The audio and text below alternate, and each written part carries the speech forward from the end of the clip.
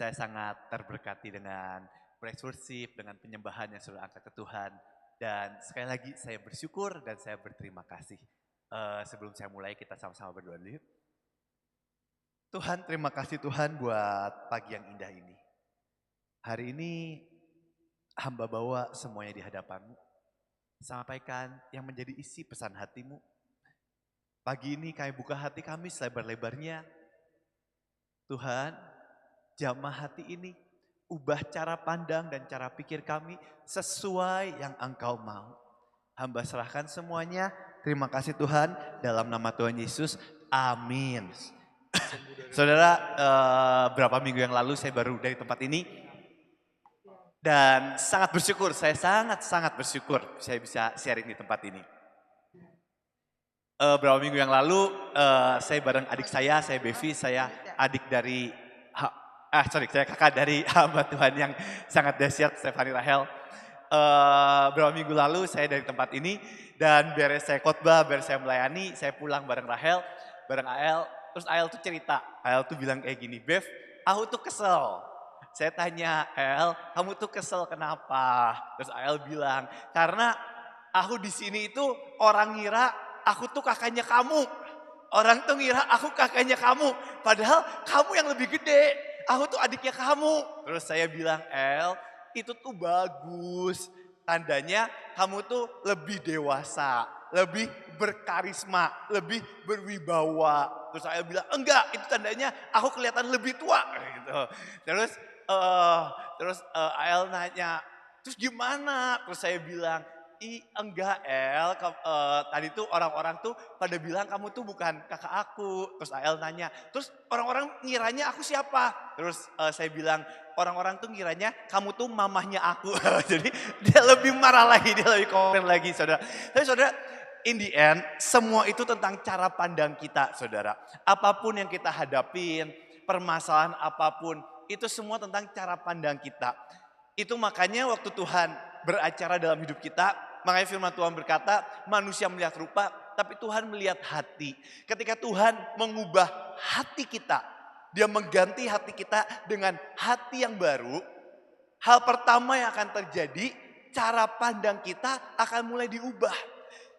Waktu Tuhan angkat kita, dia angkat kita, dan dia naikkan kita ke atas gunung. Hal pertama yang kita lihat, kita akan melihat masalah kita terlalu kecil. Kita akan lihat persoalan kita terlalu kecil. Bahkan kita lihat semua pengejaran kita di dunia itu terlalu kecil dan bahkan gak ada artinya. Waktu Tuhan angkat kita dan dia pertama kali dia ubah cara pandang kita. Di situ kita mulai melihat seperti yang Tuhan melihat. Makanya berikanku hatimu, matamu memandang tua yang di sekelilingku. Karena Tuhan sangat rindu mengubah cara pikir kita. Tuhan sangat rindu merubah hati kita. Boleh kita buka di Matius 20 ayat yang pertama. Nanti saya akan baca sampai ayat yang ke-11. Matius 20 ayat yang pertama sampai nanti ayat yang 11. Firman Tuhan berkata seperti ini. Adapun hal kerajaan sorga. Saudara, ketika Tuhan datang ke dunia ini, dia sangat rindu menjelaskan tentang kerajaan sorga. Untuk apa? Untuk mengubah pola pikir kita, mengubah cara pandang kita, dan merubah hati kita. Itu makanya kalau saudara baca Alkitab, dia selalu berkata di awal hal kerajaan sorga. Hal kerajaan sorga. Dia seperti, saya tinggal di Bandung. Dan sebelum saya ke Bali, AL yang pertama kali ke Bali. Dan AL ceritain Bev, di Bali itu seperti ini. Orang-orangnya lebih santai, lebih banyak hiburan, banyak liburan, banyak apa. Saya belum pernah ke Bali, saya diceritain, oh di Bali tuh kayak gini. Dia Tuhan yang menceritakan, mempersiapkan kita. Dia ceritakan hal kerajaan sorga untuk apa? Untuk mempersiapkan kita. Itu makanya saudara, waktu hari kedatangan Tuhan, Firman Tuhan berkata manusia akan meratap, manusia akan ketakutan. Firman Tuhan berkata waktu matahari, bulan, bintang menghilangkan cahayanya, waktu hari kedatangan Tuhan, manusia akan sangat ketakutan. Tapi dahsyatnya Tuhan, semua pahlawan iman, semua anak-anak Tuhan, kita justru berkata, Maranatha, datanglah ya Rajaku. Karena waktu hari kedatangan Tuhan, buat dunia adalah hari yang sangat menakutkan. Tapi buat anak-anak Tuhan, buat kekasih Tuhan, kita telah dipersiapkan dari sekarang sampai hari Tuhan datang. Karena Tuhan sangat rindu mempersiapkan kita. Itu makanya firman Tuhan berkata, adapun hal kerajaan surga, lihat ini, sama seperti seorang tuan rumah yang pagi-pagi benar keluar mencari pekerja untuk kebun anggurnya. Saudara, lihat apa yang Tuhan lakukan. Lihat apa yang Bapa lakukan. Dia mencari pekerja-pekerja. Firman Tuhan berkata, tuaian sangat banyak, tapi penuai sedikit. Tuhan berkata, siapa yang mau aku utus? Dia gak pernah bertanya siapa yang bisa aku utus. Dia bertanya siapa yang mau aku utus. Pagi-pagi benar, saya gak tahu jam berapa, mungkin jam 5 pagi, mungkin jam 6 pagi. Tuhan mencari pekerja-pekerja. Tuhan mencari para penuai-penuai. Dia mencari siapa yang mau aku utus. Hari ini siapa yang mau diutus Tuhan? Siapa penuai-penuai Tuhan? Saya sedang lihat para penuai-penuai Tuhan. Dan Tuhan tidak pernah memanggil siapa yang bisa. Tuhan memanggil siapa yang mau. Lihat ini dari jam 6 pagi, pagi-pagi benar. Ayat kedua, setelah ia sepakat pekerja-pekerja itu mengenai upahnya sedinar sehari, ia menyuruh mereka ke kebun anggurnya dan suruh mereka udah mulai bekerja. Tuhan panggil saudara, Tuhan panggil para pelayan, pastor di sini, Tuhan panggil Stefani Rahel, Tuhan panggil saya, Tuhan berkata, ayo mulai melayani nak. Dimanapun bidangnya, ayo mulai melayani nak. Dan Tuhan mulai taruh di kebun anggurnya. Ayat ketiga, kira-kira pukul 9 pagi, ia keluar pula dan dilihatnya ada orang-orang lain menganggur di pasar. Saudara, Tuhan memanggil kita, dia mati di atas kayu salib menebus kita. Dia gak mau kita jadi pengangguran. Bilang kiri kanannya, jangan pengangguran. Saudara, tuaian itu sangat banyak. Dia sangat rindu jiwa-jiwa di luar sana dengan semuanya. Dan Tuhan tidak mau kita jadi pengangguran. Tuhan mau kita menikmati berkat Tuhan, iya. Tapi Tuhan gak mau kita nganggur. Tuhan gak mau kita membuang waktu yang Tuhan berikan untuk sia-sia. Lihat ini, ketika Tuhan lihat ada yang menganggur pukul 9 petang, Tuhan datengin. Dan Tuhan berkata, katanya kepada mereka, pergi jugalah kamu ke kebun anggurku dan apa yang pantas kuberikan kepadamu. Dan mereka pun pergi.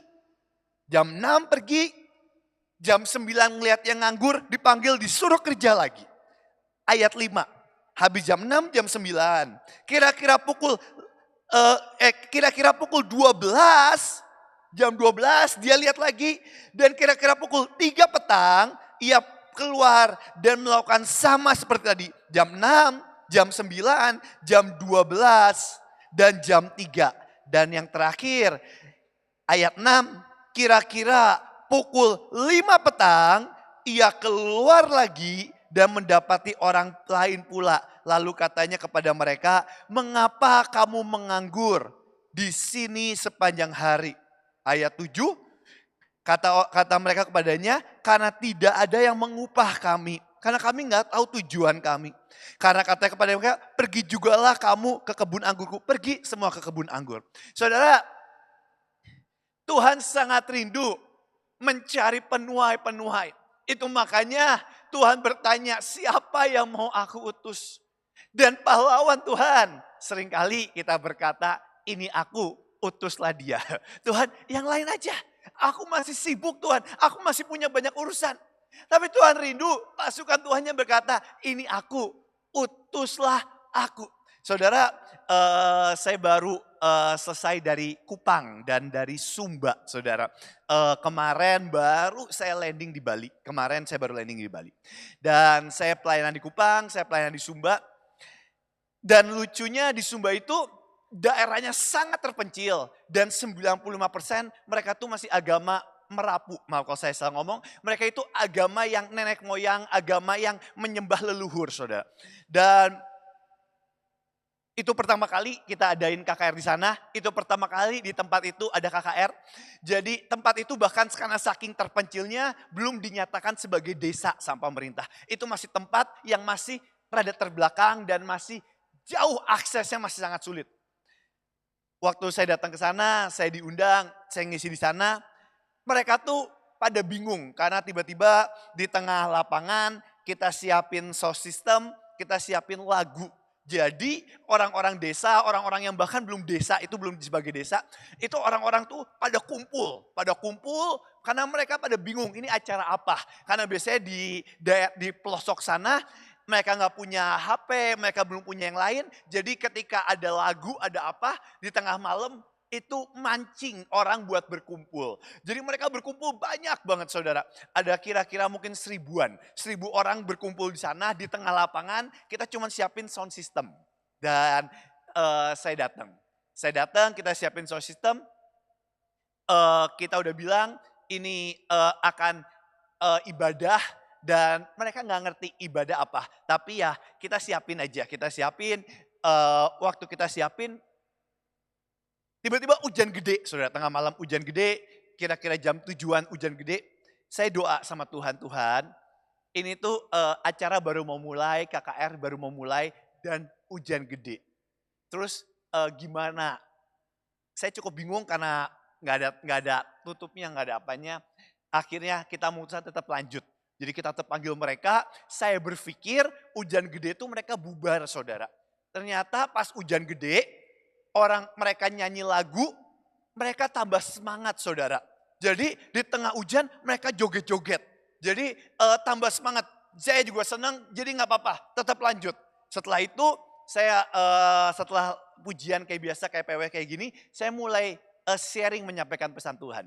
Dan waktu saya nyampein pesan Tuhan, saya mulai kesaksian, saya mulai ceritakan tentang Tuhan dan sebagainya. Saya nggak tahu, saya nggak ngerti teorinya gimana. Pas saya mulai kesaksian dan saya mulai nyampein pesan Tuhan, itu orang-orang itu mulai manifest saudara. Mungkin karena karena mereka dari roh nenek moyang atau apapun, mereka mulai manifest dan mereka mulai pelepasan. Jadi di tengah lapangan itu kiri, kanan, depan, belakang itu mulai pelepasan, mereka mulai teriak, ada yang nangis, ada yang apapun. Dan jujur saya kewalahan, kita datang itu cuma berenam dari Bandung, dari Jakarta, kita cuma berenam. Wah itu kewalahan, mereka bingung, ada pendeta dari sana yang nemenin, pendetanya juga kewalahan. Pendeta datang ke saya, Ko Bevis ini kita harus ngapain? Terus saya bilang ke pendetanya, doa aja Bu, doain. Terus dia bilang, saya udah doain, tapi ini yang teriak makin kenceng. Terus saya bilang, gak apa-apa, tetap doain terus, doain terus. Ini kalau makin kenceng gimana? Saya bilang, udah percaya sama Tuhan. Tapi ini teriak-teriak makin kacau gimana? Terus saya bilang, ya paling mentok kita matilah gitu. Tapi ya udah, kita doain terus. Kita doain. Dan puji Tuhan, saya lihat dan saya ajak mereka, kita ajak mereka percaya Tuhan dan mereka percaya Tuhan. Dan setelah itu udah selesai, kita layanin mereka satu-satu, terjadi kehebohan saudara. Ada satu keluarga, mamanya udah meninggal karena mamanya ngelahirin anak yang paling kecil, mamanya meninggal. Seorang ayah sama 3 anak. Yang paling gede perempuan, yang kedua laki-laki, yang ketiga yang paling bungsu perempuan. Yang paling gede baru umur 8 tahun, yang kedua umur 6 tahunan, yang ketiga umur 4 tahun. 4 tahun, 3 tahun, 4 tahun. Dan 4 tahun lah waktu itu. Dan waktu kita layanin, mereka ini yang manifestnya paling kenceng, pelepasannya paling kenceng, mereka nangisnya paling kenceng. Jadi kita layanin, kita ajak ngobrol, setelah ini kita ajak ngobrol, kita cerita, kita ngobrol lah sama mereka. Terus mereka cerita, mereka tuh bilang seperti ini. Kakaknya dan adiknya yang masih umur 8 tahun, mereka tuh bilang gini, iya kita tuh waktu dengar kesaksian, kita tuh hancur. Terus saya tanya, kenapa? Terus dia bilang, karena kita itu selama ini, kita gak berani cerita dan kita gak bisa cerita. Tapi waktu saya diajak doa, tiba-tiba tuh di dalam tuh kayak ada kemarahan yang gak ketahan, ada kesakitan yang gak ketahan, yang ngebuat, yang seperti ada tangan yang ngangkat kesakitan itu, yang ngebuat saya nangis. Dia bilang seperti itu. Yang saya pendam selama bertahun-tahun. Terus dia cerita, saya itu anak ini cerita, saya ini selama bertahun-tahun, saya itu diperkosa sama papa saya sendiri. Dan itu masih anak umur 8 tahun. Dan yang bikin saya marah dan saya gak terima, saya punya adik masih umur 4 tahun, adik saya juga diperkosa sama papa saya. Yang tengah yang cowok dia nggak bisa apa-apa, setiap kali dia mau ngelawan dia akan dipukulin sama papahnya. Dan pas dengar itu ada keluarganya yang lain, keluarganya dengar, keluarganya marah. Jadi akhirnya papahnya di tengah kebaktian, beres kebaktian, pas dengar itu papanya langsung ditangkap polisi, papanya langsung dibawa ke kantor polisi. Itu keluarganya langsung pulang ke rumah, mereka ambil parang, mereka ambil golok, ada yang ambil panah, mereka mau bunuh papahnya. Mereka nggak terima kenapa ponakannya digituin. Jadi langsung dibawa ke luar kota, diamanin dan sebagainya. Tapi saudara, saya cuma mau berkata seperti ini saudara. Kita nggak pernah tahu permasalahan orang di luar sana. Yang mereka hadapin. Setiap orang mereka punya lembah air mata sendiri demi sendiri. Mereka punya Goliat demi Goliat yang kita nggak pernah tahu. Yang kadang mereka simpen. Dan mereka nggak pernah, mereka bahkan nggak pernah mau sampai itu, mereka simpan, mereka pendam, dan mereka pendam. Dan Tuhan berkata, nak, aku butuh pekerja-pekerja. Itu makanya Tuhan mencari pekerja-pekerja untuk menyampaikan kasih Tuhan. Dan saudara, seberapa banyak orang di luar sana yang Tuhan rindu untuk mereka mengalami kasih Tuhan. Waktu Tuhan mati di kayu salib, dia gak pernah mati untuk kita doang. Dia mati untuk seluruh orang di dunia ini. Tapi seringkali kita terlalu malas, kita terlalu sombong, kita terlalu nganggur untuk jadi pekerja Tuhan. Itu makanya Tuhan kumpulin dari jam 6 pagi, dari jam 9 pagi, dari jam 12 siang, dari jam 3 sampai jam 5. Untuk apa? Untuk membawa kasih Tuhan. Untuk membawa apa? Untuk mensiarkan kebaikan Tuhan. Bukan tentang kita, bukan tentang perkataan kita, bukan tentang cerita kita. Cuma tentang cerita Tuhan. Dan izinkan saya berkata, saya berani berkata, saya pastikan berkata. Waktu kita menceritakan kebaikan Tuhan, waktu kita menceritakan salib Tuhan, Tuhan pasti beracara dalam setiap firman yang kita sampaikan.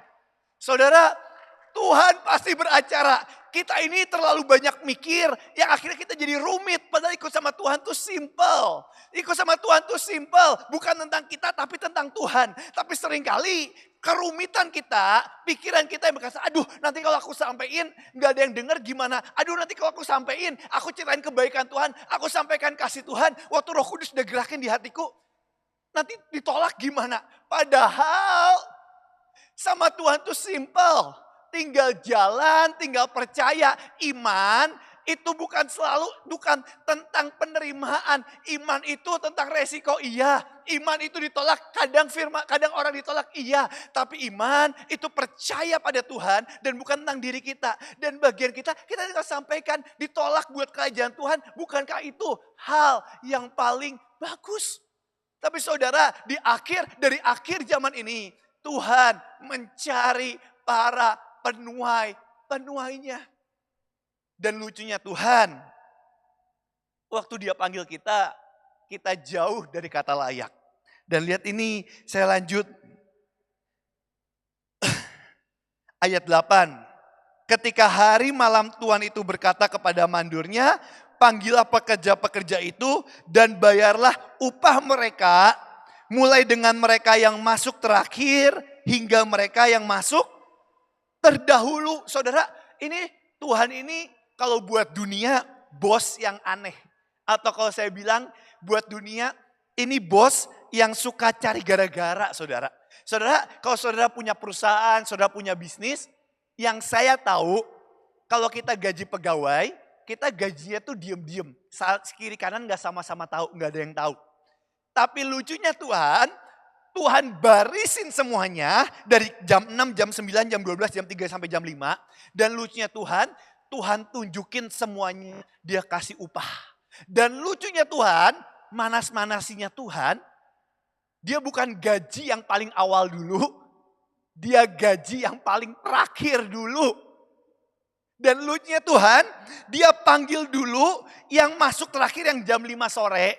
Dia kasih, nih aku kasih upahnya 1 dinar ya. Kamu udah kerja jam 5 sampai malam mungkin jam 8, jam 7 udah kerja 2 jam, 3 jam. Nih aku kasih 1 dinar. Waktu yang jam 5 nerima, yang jam 5 bersyukur. Karena berkata, waduh aku kerja cuma sebentar. Aku gak layak buat terima 1 dinar. Daripada aku nganggur, aku cuma kerja Tuhan. Aku cuma bersyukur. Dan dia selesai dengan anugerah. Dia selesai dengan ucapan syukur. Itu anugerah saudara. Anugerah itu sang pemberi tidak harus memberi. Tidak wajib memberi. Dan sang penerima tidak pernah layak untuk menerima. Itu anugerah. Dan yang jam 5 dia terima dengan ucapan syukur. Tapi lucunya Tuhan ketika masuk yang jam 3 sore. Pekerja jam 3 sore. Dia berpikir aduh yang jam 5 tadi udah dikasih berapa dinar saudara? Udah dikasih berapa dinar? 1. Jadi dia berpikir yang jam 3, aku lebih capek loh. Aku pelayanan lebih capek loh. Aku pelayanan itu yang lain gereja belum mulai, dari pagi aku udah lebih mulai. Wah aku lebih capek. Aku paling capek jam 3, aku lebih capek dari jam 5. Dan waktu dia udah buka tangannya ke tuannya, ke Tuhan, ke bosnya. Lucunya firman Tuhan berkata, bosnya ke yang jam 3 juga dikasih berapa dinar? 1 dinar. Lah, katanya dia Tuhan yang adil. Lah, katanya dia Tuhan yang adil. Adil gak sih? Adil gak sih? Siapa yang berani bilang gak adil ke Tuhan? Katanya Tuhan yang adil. Lihat, lucunya yang jam 3 dikasih 1, jam 3-nya bengong. Tapi lucunya lebih aneh. Lihat ketika ayat 10, ketika datanglah mereka masuk yang terdulu, lihat sangkanya akan mendapat apa? Lebih banyak. Tetapi mereka pun menerima masing-masing berapa? 1 dinar juga. Lihat, yang jam 3 mereka terima 1 dinar, mereka bingung. Hah? Aku lebih capek dari yang jam 5, ini jam 5 cuma terima 1. Ini dia cuma kerja 3 jam mungkin. Kerja 2 jam, mungkin 1 jam. Tapi dia cuma terima 1. Ya udah jam 3 aku lebih capek dari jam 5 loh. Minimal ada selisih 2 jam yang aku lebih capek. Waktu dia terima lah. Kok cuma 1 dinar? Tiba-tiba Tuhan datang ke yang jam 3 sore. Yang jam 12 siang. Yang jam 12 siang kata minimal aku kerja lebih lama 5 jam. Dan Tuhan juga cuma kasih berapa dinar? 1 dinar. Tiba-tiba datang yang jam 9.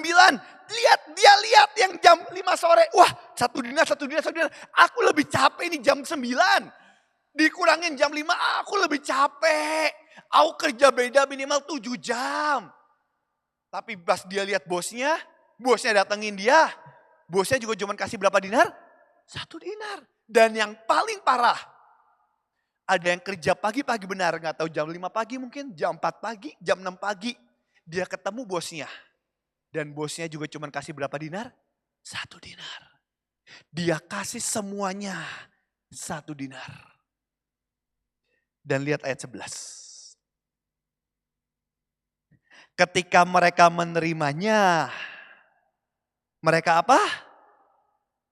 Bersungut. Sedih gak saudara? Sedih gak? Mereka udah melayani yang paling pertama. Mungkin gereja belum mulai, dia yang korban paling banyak.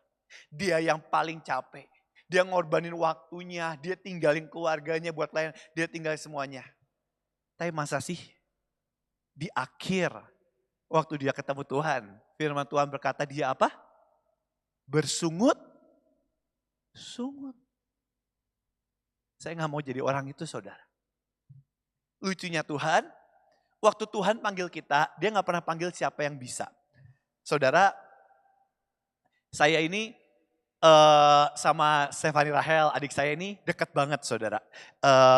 Saya sampai bingung gimana saya nolak telepon adik saya. Adik saya tuh selalu tiap hari nelpon saya saudara. Sampai saya bingung ini nolaknya gimana sih, apapun ditelepon saudara. Saya deket banget.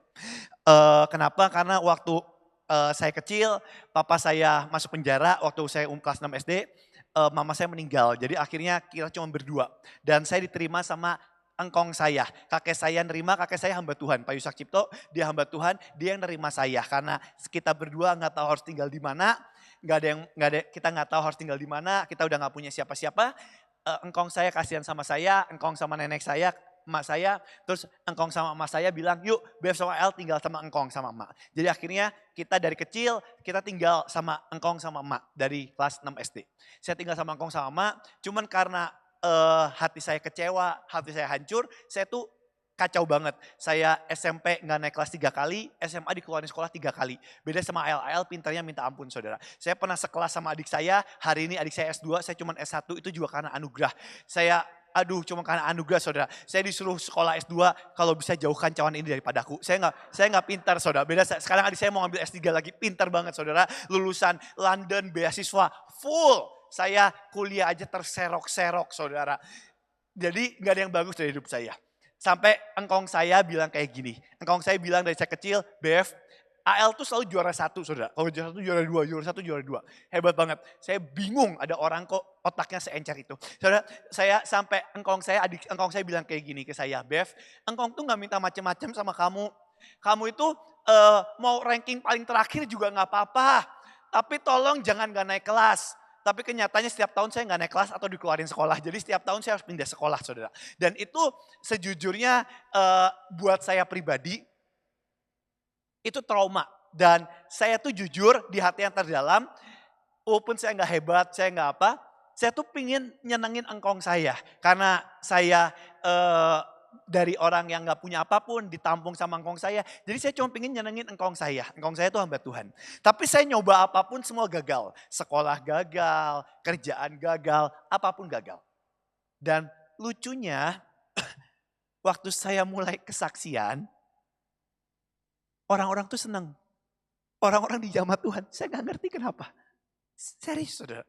Akhirnya saya mulai berdiri KKR, saya bersaksi. Kayak gini, saya kesaksian. Kayak kemarin di NTT saya kesaksian. Orang-orang tuh senang, orang-orang diberkati. Dan saudara tahu yang jadi pengejaran saya? Waktu saya kesaksian, saya selalu lihat muka engkong saya yang tersenyum lebar. Dan senang waktu lihat saya kesaksian. Kalau saya boleh jujur sama Tuhan, saya memulai pelayanan bukan karena saya cinta Tuhan. Saya memulai pelayanan karena saya mau nyenengin engkong saya. Itu saya, gak bagus. Tapi anehnya Tuhan, motivasi yang jelek seperti itu. Bayangin saudara, saya udah bodoh, saya gak bisa apa-apa. Setelah gagal, semua gagal. Tuhan pakai, motivasi saya masih jahat. Motivasi saya bukan nyenengin Tuhan. Motivasi saya pengen nyenengin engkong saya. Karena engkong saya nerima saya. Dan engkong saya ini senang waktu saya pelayanan. Makanya saya pelayanan terus. Dan lucunya Tuhan tetap pakai saya. Aneh ya. Saudara, waktu kita pelayanan, kalau saya mau jujur, kalau saya boleh jujur, kita punya banyak agenda kok sama Tuhan. Kita pelayanan karena mau dilihat, mungkin karena buat PK, biar tampil, biar nama kita naik, daripada nganggur kayak gini, kita mulai pelayanan. Kita punya motivasi yang jahat. Tapi lucunya Tuhan biarkan di tengah motivasi yang jahat, Tuhan tetap pakai kita. Murid-murid Yesus, waktu dia ikut Tuhan, kalau saya boleh jujur, dia gak punya motivasi yang bagus. Makanya di akhir pun dia masih bilang ke Tuhan, Tuhan, kalau nanti kamu jadi kaisar Romawi, kamu ngalahin Romawi, angkat aku juga ya Tuhan. Dan Tuhan berkata, aku gak ngincar kerajaan di dunia. Bukan itu pikiranku. Tapi mereka semua mengakhiri hidupnya sebagai martir. Mereka meninggalkan semuanya. Lucunya Tuhan, waktu dia panggil kita, 90% motivasi kita jahat. Tapi lucunya Tuhan gak akan pernah biarkan itu. Satu titik di tengah perjalanan. Hal pertama yang Tuhan lakukan, dia sembuhkan motivasi kita. Dia sembuhkan hati kita. Buat apa? buat kita tahu semuanya cuma tentang Tuhan. Satu hari saya cerita padanya, satu hari engkong saya meninggal. Waktu engkong saya meninggal, saya hancur saudara. Tengah pelayanan yang dahsyat, saya hancur. Saya seperti pelayanan tanpa tujuan. Ini pelayanan buat apa ya? Saya hancur. Setelah engkong saya meninggal, saya hancur. Tiba-tiba satu kali beres KKR dahsyat, beres KKR orang-orang diberkatin, saya tidur, saya mimpi ketemu engkong saya. Pas saya ketemu engkong saya di mimpi saya langsung datang ke engkong saya langsung ceritain kebanggaan saya, Kong, aku tuh habis pelayanan loh Kong. Ini orang-orang altar call mereka maju ke depan. Ini orang-orang sakit disembuhin. Kong aku habis pelayanan Kong, ini dahsyat aku mimpin anak-anak muda Kong. Saya ceritain itu. Dan lucunya di mimpi itu tiba-tiba engkong dengan muka bete. Engkong tunjuk saya dan bilang, Bev, motivasi kamu salah. Hari itu saya bangun, saya nangis, saya bertobat. Dan saya bilang ke Tuhan, Tuhan, sembuhkan motivasiku. Dan saudara, ini yang Tuhan lakuin. Di awal, makanya kita sebut hamba Tuhan. Sejujurnya, apa itu hamba? Hamba itu melayani karena upah. Makanya saudara, kalau saudara punya mbak di rumah, kita gaji mbak kita 1,5 juta, 2 juta, 3 juta. Karena upah. Mereka beres pekerja, makanya disebut pekerja. Karena mereka melayani karena upah. Dan seringkali di awal kita ikut Tuhan, kita melayani karena upah. Tapi satu titik di tengah perjalanan, waktu kita mengalami Tuhan, hal pertama yang akan Tuhan ubah adalah hati kita. Hati yang mulai diubahkan. Dan saya tutup dengan ayat ini, karena habis ini saya harus khotbah lagi. Saya tutup dengan ayat ini. Boleh buka Ulangan 15. Ayat yang ke-15. Saya tutup dengan ayat ini. Ulangan 15 ayat yang ke-15. Saudara, ini kalau saudara baca nanti di rumah dari Ulangan 15 ayat yang ke-12, bahkan dari ayat yang pertama, ini cerita tentang seorang budak. Karena hari itu di orang Israel, di bangsa Israel, mereka masih pakai sistem perbudakan. Dan Tuhan berkata dari hukumnya di Taurat berkata, kamu harus ingat di Ulangan 15 ayat 15. Kamu juga dulu seorang budak loh, Ulangan 15 ayat yang ke-15. Kamu dulu seorang budak loh, dibilang ini. Haruslah kau ingat bahwa engkau pun dahulu budak di tanah Mesir. Dan engkau pun ditebus Tuhan Allahmu. Itulah sebabnya aku memberikan perintah itu kepadamu pada hari ini. Jadi Tuhan tuh bilang, nah bangsa Israel, kamu harus ingat. Kamu tuh dulu juga di Mesir itu kamu seorang budak loh. Tapi karena Tuhan, kamu dibebaskan, kamu ditebus. Dan hari itu, dan Tuhan tuh bilang ke orang Israel. Nah ini aku kasih hukum dan peraturan tentang seorang budak. Nanti waktu kamu punya budak, kamu tebus budak. Budak itu akan melayani di rumahmu selama berapa tahun. Tapi waktu di tahun kesekian, waktu kamu lihat di tahun ke-6, waktu kamu lihat budak ini begitu bagus kerjanya, begitu baik, begitu dahsyat. Di tahun ke-7, masuklah ayat 15, kamu harus ingat. Jadi kamu harus tawarin budak ini, buat budak ini jadi orang merdeka. Kamu harus tawarin budak ini buat jadi orang merdeka. Dan kamu harus bilang terima kasih ya, kamu udah jadi budakku dalam keluargaku, dalam rumahku. Sekarang kamu jadi orang merdeka. Sekarang kamu udah jadi orang bebas. Kamu udah gak usah jadi budakku. Tapi lihat kekasih Tuhan. Lihat ayat 16, Ulangan 15 ayat yang ke-16. Ulangan 15 ayat yang ke-16. Nanti sama ayat 17. 2 ayat aja selesai. Ulangan 15 ayat yang ke-16. Tapi lihat lucunya Tuhan. Akan ada kekasih-kekasih Tuhan. Yang di tengah perjalanan. Dia mengalami kasih mula-mula. Saudara, kita semua pernah mengalami kasih mula-mula. Tiba-tiba air mata kita netes. Kita gak peduli dengan dunia. Kita nggak peduli dengan semua drama dunia politik, yang kita peduli cuma Tuhan. Kita pernah ngalamin di mana aku cuma mau Engkau Tuhan, Engkau segalanya, setiap selku cuma milikmu dan aku cuma mau Engkau. Kita pelayanan mungkin paling capai, kita orang paling pertama di gereja, kita butuh orang ditanyain siapa yang mau kasih persembahan, kita orang paling pertama, kita berikan semuanya. Kita pernah ngalami kasih mula-mula. Dan Tuhan pingin kita selalu tinggal dalam kasih mula-mula itu. Dan lucunya akan selalu ada orang-orang bodoh buat dunia. Yang dunia berkata kamu terlalu bodoh. Yang dia katakan seperti ini. Tetapi, lihat ini. Apabila budak ini berkata kepadamu, lihat. Waktu seorang budak dibeli, dia kerja selama 7 tahun. Dia tawarin ke orang-orang lain, kamu mau jadi orang bebas enggak? Kamu mau jadi orang bebas enggak? Akan selalu ada orang yang berkata, yes aku mau bebas. Aku punya pekerjaan lain, aku punya mimpi lain, aku punya hidup lain. Aku mau nikah, aku mau bangun rumah, aku mau bangun apa. Aku mau punya semua pencapaian. Dan lucunya akan selalu dari setiap zaman. Akan ada orang-orang gila yang dia berkata seperti ini kepada Tuhan. Kepada tuannya. Dia berkata seperti ini. Tetapi apabila budak ini berkata kepadamu, aku tidak mau keluar meninggalkan engkau. Karena ia mengasihi engkau dan keluargamu sebab baik keadaannya kepadamu. Tapi lucunya, dari setiap zaman akan ada orang yang mengalami kasih Tuhan dan berkat Tuhan. Di tengah semua berkat, di tengah semuanya, aku cuma mau engkau Tuhan. Ditawarin apapun, aku cuma mau engkau Tuhan. Waktu Musa ditawarin, Musa mau enggak kamu sampai tanah Kanaan aja.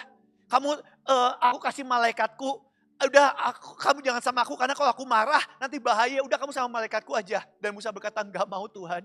Yang membedakan aku dengan bangsa yang lain bukan karena malaikat. Bukan karena mujizat, bukan karena berkat, bukan karena pelayanan hebat. Yang membedakan aku dengan orang lain di luar sana. Karena aku punya Tuhan yang hidup, yang mau berjalan bersamaku. Dan lihat seperti ini, apabila dia berkata enggak, aku mengasihi engkau. Aku terlalu mengasihi engkau, karena engkau terlebih dulu mengasihi aku sebab baik keadaanmu. Lihat ayat 17, saya selesai dengan ayat 17. Maka engkau harus mengambil sebuah penusuk dan mendidik telinganya pada pintu. Sehingga ia menjadi apa? Budakmu untuk apa? Untuk apa? Untuk selama-lamanya. Saudara, kenapa sih Tuhan buat gara-gara harus iseng? Buat manggil dari jam 6, jam 9, jam 12, jam 3, jam 5 dia jejerin dan dia kasih upah yang sama. Karena Tuhan mau ubah hatinya dari yang di awal cuman hamba karena upah menjadi hamba karena kasih. Dan saya mau tutup dengan ini. Sebenarnya apa sih upah kita? Boleh slide yang pertama, sorry banget. Slide yang pertama. Apa yang menjadi upah kita dalam pengikutan kita akan Tuhan? Apa yang menjadi upah kita dalam pengikutan kita akan Tuhan? Lihat yang dikatakan Tuhan kepada Abraham. After this thing, the word of the Lord come to Abraham. In a vision, maaf kalau Inggris gak bagus saudara. In saying, fear not Abraham, I am thy shield. Aku adalah perisaimu. Dan lihat yang Tuhan katakan. And thy exceeding great reward. Saudara, apa yang menjadi upah kita dalam pengikutan kita Tuhan? Upah kita cuma satu, Tuhan sendiri. Upah kita cuma satu, melihat Tuhan tersenyum atas hidup kita. Upah seorang hamba, upah seorang budak. Itu bukan kemuliaan, itu bukan tepuk tangan, itu bukan pelayanan yang hebat, itu bukan uang, itu bukan apapun. Upah seorang budak itu cuma satu. Melihat Tuhan kita tersenyum. Hari ini saudara, kita datang ikut Tuhan jujur, kita sebagai hamba upahan, pekerja upahan. Tapi bolehkah hari ini kita datang ke Tuhan. Tuhan gak pernah maksa. Tuhan gak pernah nyuruh, ubah hatimu. Enggak. Tuhan mau dari dalam. Dan kita berkata, Tuhan Biarkan hari ini aku bukan lagi jadi hamba upahan.